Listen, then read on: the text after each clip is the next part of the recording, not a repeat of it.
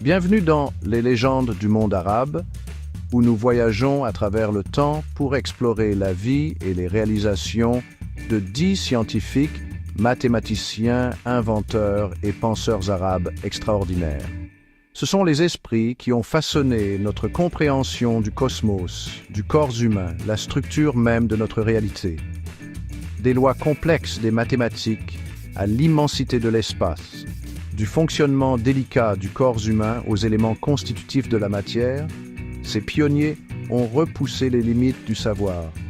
Ils n'ont pas seulement observé le monde, ils ont cherché à en percer les mystères, laissant derrière eux un héritage qui continue de nous inspirer des siècles plus tard. Alors, préparez-vous à embarquer pour une aventure cosmique en plongeant dans la vie de ces individus remarquables. En chemin, nous découvrirons leurs combats, leurs triomphes et l'impact profond qu'ils ont eu sur le cours de l'histoire humaine. Imaginez un monde sans algèbre. Pas d'équations, pas de variables, aucun moyen d'exprimer des relations complexes avec une élégante simplicité. Ce serait le monde sans Al-Khwarizmi. Vivant à Bagdad au IXe siècle, Al-Khwarizmi ne se contentait pas de résoudre des équations. Il voulait construire un système, un langage, pour percer les secrets des mathématiques, et il les a percés. Son œuvre révolutionnaire, le Kitab al-Mukhtasar Fesh Hisab al-Jabr ou al-Muqabala, livre abrégé sur le calcul par la restauration et la comparaison, a introduit le concept d'algèbre au monde. Et quand je dis le monde, je le pense vraiment. Ces idées, traduites en latin, se sont répandues comme une traînée de poudre à travers l'Europe, allumant la Renaissance et façonnant l'avenir des mathématiques tels que nous les connaissons. Les algorithmes, ces élégants ensembles d'instructions qui alimentent notre monde numérique, eh oui, cela vient de son nom. Les contributions d'Al-Khwarizmi n'étaient pas seulement théoriques. Son travail a eu des applications pratiques dans des domaines comme l'astronomie, l'ingénierie et même le droit des successions. Il a véritablement établi un pont entre la pensée abstraite et le monde quotidien. Voyageons maintenant en Perse au XIe siècle, où nous rencontrons un homme qui maîtrisait la médecine, la philosophie et a écrit plus de 450 ouvrages. Son nom, Ibn Sina, connu en Occident sous le nom d'Avicenne. Ibn Sina n'était pas seulement un médecin, c'était un détective médical, enregistrant méticuleusement observations, symptômes et traitements dans son œuvre majeure, le Canon de la médecine.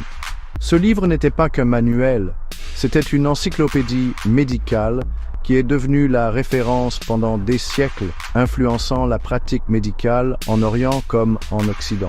Mais le génie d'Ibn Sina ne s'arrêtait pas à la médecine. Il s'est plongé dans la philosophie, l'astronomie et même la musique, affirmant que toutes les connaissances étaient interconnectées.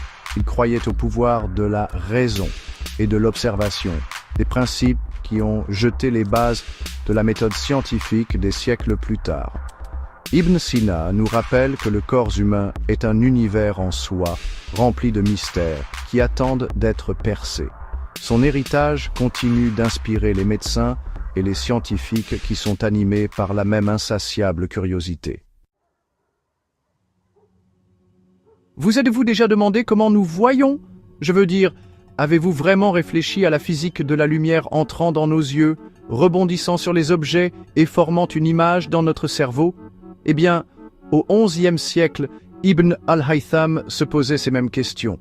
Ibn al-Haytham, connu en Occident sous le nom d'Al-Hazen, ne se satisfaisait pas des anciennes théories grecques de la vision, qui proposaient que la lumière émanait de l'œil lui-même.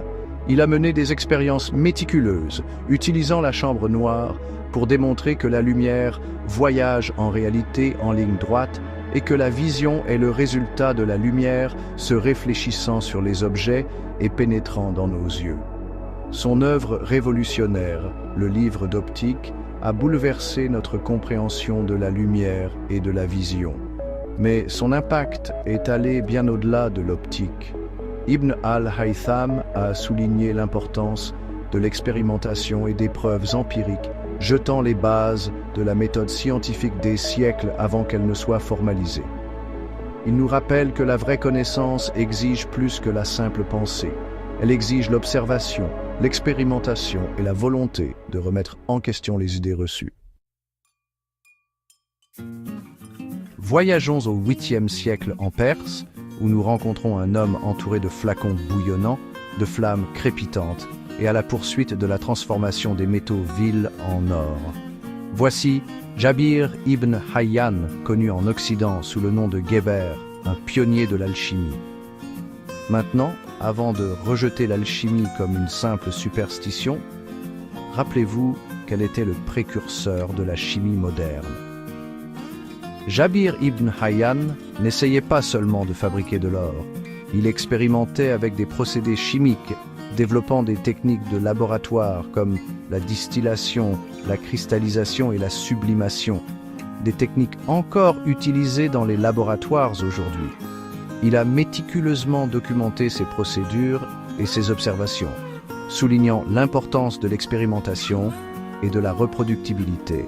Son travail a jeté les bases du développement de la pharmacologie, de la métallurgie et du domaine de la chimie tel que nous le connaissons. L'héritage de Jabir ibn Hayyan nous rappelle que parfois, la poursuite d'objectifs apparemment impossibles peut conduire à des découvertes inattendues et révolutionnaires. Imaginez pouvoir calculer la circonférence de la Terre en utilisant simplement un bâton, quelques mesures et la puissance de la trigonométrie. C'est précisément ce qu'Al-Biruni, un érudit né au XIe siècle en Asie centrale, a accompli. Al-Biruni était un véritable touche-à-tout scientifique avec une curiosité insatiable pour le monde naturel. Il a étudié l'astronomie, la géographie, les mathématiques, la physique et même l'anthropologie, écrivant plus de 146 ouvrages sur des sujets divers. Il a remis en question le modèle géocentrique de l'univers, proposant que la Terre pourrait en réalité tourner autour du Soleil des siècles avant Copernic. Son exploit le plus étonnant ? Calculer la circonférence de la Terre avec une précision remarquable en utilisant une méthode qu'il a lui-même conçue. Sa mesure n'était que légèrement différente de la valeur réelle, un témoignage de son incroyable intelligence et de son ingéniosité. L'héritage d'Al-Biruni nous rappelle que la quête du savoir est sans limite et qu'avec des outils limités, l'esprit humain peut accomplir des choses extraordinaires. Vous êtes-vous déjà demandé pourquoi les sociétés s'élèvent et s'effondrent ? Quelles forces façonnent l'histoire et conduisent les civilisations ? Au XIVe siècle, un érudit nommé Ibn Khaldoun se posait ces mêmes questions, explorant les dynamiques de l'histoire, de la sociologie et de l'économie. Son chef-d'œuvre, la Muqaddima, l'introduction, est une œuvre révolutionnaire qui va au-delà de la simple chronologie. Ibn Khaldoun a analysé les schémas historiques, explorant la nature cyclique des empires, l'impact de la cohésion sociale et le rôle des facteurs économiques dans le façonnement des sociétés. Il a introduit des concepts comme l'asabiyya, qui fait référence à la solidarité sociale ou au sentiment de groupe comme force motrice de l'histoire. Il a soutenu que les empires déclinent souvent en raison d'une perte de cette cohésion, un concept qui résonne encore aujourd'hui chez les historiens et les sociologues. L'œuvre d'Ibn Khaldoun a transcendé son époque. Il ne se contentait pas d'enregistrer l'histoire, il l'analysait, cherchant à comprendre les forces sous-jacentes qui façonnent la civilisation humaine. Ses idées restent pertinentes et offrent de précieuses leçons pour comprendre le monde qui nous entoure. Imaginez le ciel nocturne comme une gigantesque horloge, avec des corps célestes se déplaçant selon des schémas précis et prévisibles. C'est la vision que Nasir al-Din al-Tusi, un érudit persan du XIIIe siècle, a cherché à affiner et à perfectionner. Al-Tusi était un maître de l'astronomie et des mathématiques, et il a apporté des contributions significatives aux deux domaines. Il a développé un nouveau modèle de mouvement planétaire plus précis que tous les précédents, remettant en question le système ptolémaïque établi depuis longtemps. Son travail a jeté les bases de la révolution copernicienne ultérieure. Mais son génie ne se limitait pas aux étoiles. Al-Tousi a également apporté des contributions révolutionnaires à la trigonométrie, la développant en un domaine d'études distinct. Ses travaux sur la trigonométrie sphérique ont eu des applications considérables en astronomie, en navigation et en cartographie. Nasir al-Din al-Tousi nous rappelle que l'univers est une tapisserie de lois interconnectées qui attendent d'être déchiffrées et que parfois, un seul individu peut avoir un impact profond sur notre compréhension du cosmos. Dans la quête du savoir, certains individus deviennent des ponts entre les mondes, reliant les idées et les traditions à travers le temps et les cultures. Al-Farabi, un polymathe du Xe siècle, était l'une de ces figures, méritant le titre de second maître après Aristote. Al-Farabi était un maître de la logique, de la philosophie et de la musique, et il a apporté des contributions significatives à la philosophie politique et à l'âge d'or islamique. Il croyait en l'harmonie entre la foi et la raison, arguant que les deux étaient essentiels pour comprendre l'univers et notre place en son sein. Il voyait la musique comme un reflet de l'harmonie cosmique, un concept qui a influencé les traditions musicales islamiques et occidentales. Ses écrits sur la théorie musicale et la nature du son étaient révolutionnaires, explorant les relations mathématiques qui sous-tendent l'harmonie musicale. L'héritage d'Al-Farabi nous rappelle que la connaissance ne connaît pas de frontières et que la vraie compréhension naît souvent de l'adoption de perspectives diverses. Imaginez une époque sans hôpitaux, sans antibiotiques, où même un simple rhume pouvait être une condamnation à mort. Dans ce monde vivait Al-Razi, un médecin du IXe siècle qui a révolutionné la médecine par ses observations perspicaces et sa volonté de remettre en question les dogmes établis. Al-Razi, connu en Occident sous le nom de Rhazès, était un pionnier de la médecine qui mettait l'accent sur l'observation clinique et la tenue méticuleuse des dossiers. Il a été parmi les premiers à différencier la variole et la rougeole, rédigeant des comptes rendus détaillés de leurs symptômes et de leur évolution. Il a remis en question les théories médicales dominantes de son époque, préconisant une approche plus empirique basée sur l'observation et l'expérimentation. Son ouvrage influent, le livre complet de la médecine, est devenu une pierre angulaire de la connaissance médicale, préservant les traditions médicales grecques, romaines et perses anciennes, tout en y ajoutant ses propres idées révolutionnaires.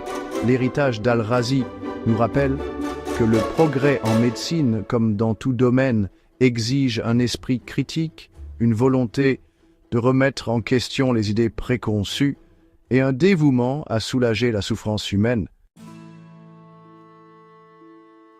À une époque où les avions, les voitures et même les trains n'existaient pas, un homme a entrepris un voyage qui allait s'étendre sur près de 120 000 km, parcourant le monde connu et laissant derrière lui des récits qui captiveraient des générations. Son nom était Ibn Battuta, le Marco Polo du monde arabe. Poussé par une soif d'aventure et de savoir, Ibn Battuta, un érudit marocain du XIVe siècle, a entrepris un pèlerinage à la Mecque qui allait se transformer en une odyssée de 30 ans. Il a voyagé à travers l'Afrique du Nord, le Moyen-Orient, la Perse, l'Inde, l'Asie du Sud-Est et même certaines parties de la Chine, documentant ses expériences avec force détail. Son récit de voyage, la Rihla, le voyage, est plus qu'un simple compte-rendu de ses voyages. C'est une fenêtre sur le monde médiéval, offrant un aperçu des diverses cultures, coutumes et croyances des peuples qu'il a rencontrés. L'héritage d'Ibn Battuta nous rappelle que le monde est un endroit vaste et merveilleux, propice à l'exploration et à la découverte, et que les plus grands voyages commencent souvent par un simple pas. Des profondeurs de l'espace aux complexités du corps humain, des fondements des mathématiques à la recherche de l'harmonie sociale, ces 10 personnalités ont laissé une marque indélébile sur le monde. Leurs histoires témoignent de la puissance de la curiosité humaine, de l'importance de préserver le savoir et de l'héritage durable du savoir arabe. Au cours de notre voyage à travers leur vie et leurs réalisations, j'espère que vous avez été inspirés par leur génie, leur résilience et leur quête incessante de savoir. Ils nous rappellent que la quête de compréhension transcende le temps et la culture, nous unissant dans un désir commun de percer les mystères de l'univers et notre place en son sein. Alors, la prochaine fois que vous rencontrerez une équation complexe, que vous vous émerveillerez d'une découverte médicale ou que vous contemplerez les étoiles, souvenez-vous de l'héritage de ces remarquables savants et inventeurs arabes. Leur contribution continue de façonner notre monde, nous rappelant que la quête du savoir est un voyage sans fin.